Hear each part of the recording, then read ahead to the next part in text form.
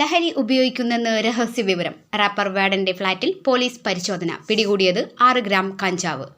Wrapper വേടൻ എന്നറിയപ്പെടുന്ന ഹിരൺദാസ് മുരളിയുടെ ഫ്ളാറ്റിൽ ലഹരി പരിശോധന. 6 ഗ്രാം കഞ്ചാവ് പിടികൂടി. വേടന്റെ തൃപ്പൂണിത്തുറയിലെ ഫ്ളാറ്റിൽ പോലീസ് പരിശോധന നടന്നത്.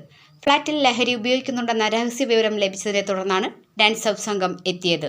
9 പേരടങ്ങുന്ന സംഘമാണ് റാപ്പർ വേടന്റെ ഫ്ളാറ്റിലുണ്ടായിരുന്നത്. യുവതലമുറയിലെ സ്വതന്ത്ര സംഗീതത്തിൽ ശ്രദ്ധേയനാണ് റാപ്പർ വേടൻ. മഞ്ഞുമൽ ബോയ് സിനിമയിലെ വിയർപ്പ് തുന്നിയിട്ട കുപ്പായം എന്ന ഗാനത്തിന്റെ വരികൾ വേടന്റെയാണ്. വേടന്റെ അറസ്റ്റ് ഉടൻ രേഖപ്പെടുത്തും. തൃപ്പൂണിത്തുറ പോലീസ് തുടർ നടപടിയെടുക്കും.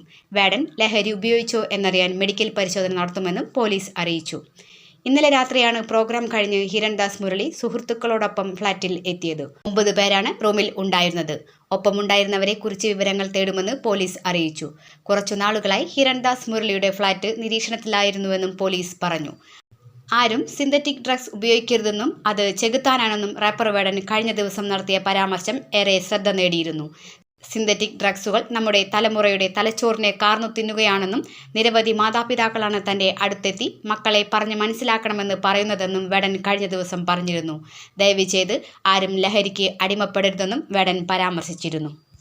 റാപ്പർ വേടന്റെ എറണാകുളത്തെ ഫ്ളാറ്റിൽ നിന്ന് കഞ്ചാവ് പിടികൂടിയ സംഭവത്തിന് പിന്നാലെ സർക്കാർ പരിപാടിയിൽ നിന്ന് ഒഴിവാക്കി.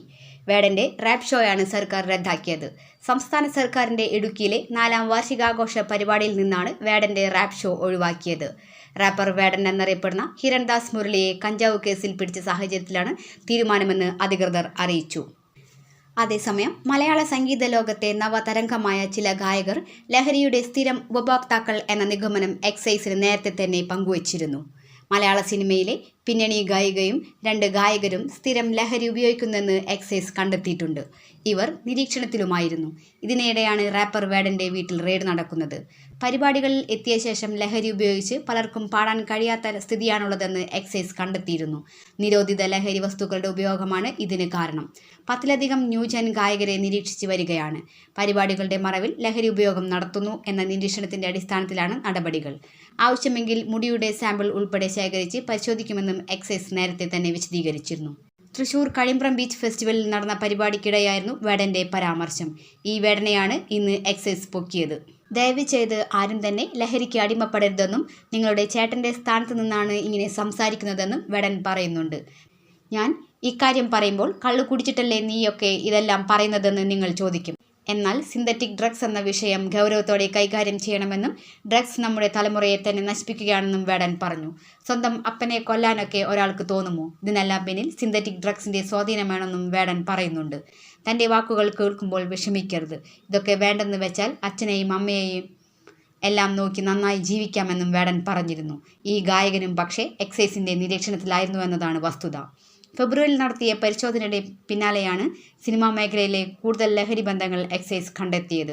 യുവ നടന്മാരിൽ പ്രമുഖരായ ഒരാളുടെ വാഹനത്തിൽ നിന്ന് ലഹരി ഉപയോഗിക്കുന്നതിന് തെളിവുകളും എക്സൈസിന് കിട്ടി. നിലവിൽ 10ലധികം ഗായകരാണ് എക്സൈസ് നിരീക്ഷണത്തിലുള്ളത്. കൊച്ചി കേന്ദ്രീകരിച്ചാണ് ഇത്തരം നിരീക്ഷണമുള്ളത്. സിനിമാ സെറ്റുകളിൽ പോലീസ് രഹസ്യാന്വേഷണം നടത്തുന്നുണ്ട്. ഇതിന് പിന്നാലെയാണ് അന്വേഷണം സിനിമാ മേഖലയിലെ പാട്ടുകാരിലേക്കും കേന്ദ്രീകരിച്ചത്. ഒരു പിന്നണി ഗായിക സ്ഥിരമായ സ്റ്റേജ് ഷോകൾക്ക് മുൻപ് ലഹരി ഉപയോഗിക്കുന്നതായി ആണ് എക്സൈസിന് വിവരം ലഭിച്ചത്.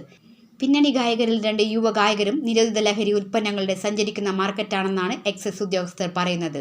മട്ടാഞ്ചേരി മാഫിയയുമായി ബന്ധമുള്ളവരെല്ലാം നിരീക്ഷണത്തിലാണ്. സിനിമാ മേഖലയിലെ ഒരു നായക നടന്റെ വാഹനത്തിൽ നിന്ന് ലഹരി ഉപയോഗവുമായി ബന്ധപ്പെട്ട നിർണായക തെളിവുകളും എക്സൈസിന് ശേഖരിക്കാൻ കഴിഞ്ഞിട്ടുണ്ട്. ന്യൂജൻ സിനിമാ സെറ്റുകളിലും ലഹരി സജീവമാണെന്നാണ് ഉയരുന്ന ആക്ഷേപം. പല സിനിമകൾക്കും ലഹരി മാഫിയ ഫണ്ട് ചെയ്യുന്നുവെന്നും ആരോപണമുണ്ട്. എവിടെയാണ് ലഹരി ഉള്ളതെന്ന് എക്സൈസുകാർക്ക് അറിയാം. എന്നാൽ ഉന്നതങ്ങളിലേക്ക് അന്വേഷണം നീണ്ടാൽ അപ്പോൾ വിളി വരും. ഇതോടെ എല്ലാം അവതാളത്തിലുമാകും. കുപ്രസിദ്ധമായ കായംകുളം കേസിൽ ഉദ്യോഗസ്ഥർ പെട്ടു. കഞ്ചാവ് ഉപയോഗിച്ച് VIP കൈയോടെ പിടികൂടി. അപ്പോഴേക്കും വിളി വന്നു. ഈ സമയം മെഡിക്കൽ പരിശോധന പോലും വേണ്ടെന്ന് വെച്ച് പ്രതിയെ വിടേണ്ടി വന്നു. പക്ഷേ പിന്നീട് മെഡിക്കൽ പരിശോധന നടത്തിയില്ലെന്ന കുറ്റം ചാർത്തി ഉദ്യോഗസ്ഥരെ പീഡിപ്പിക്കാനും ശ്രമമുണ്ടായി. ഇതോടെ എക്സൈസുകാർ അങ്കലാപ്പിലായി.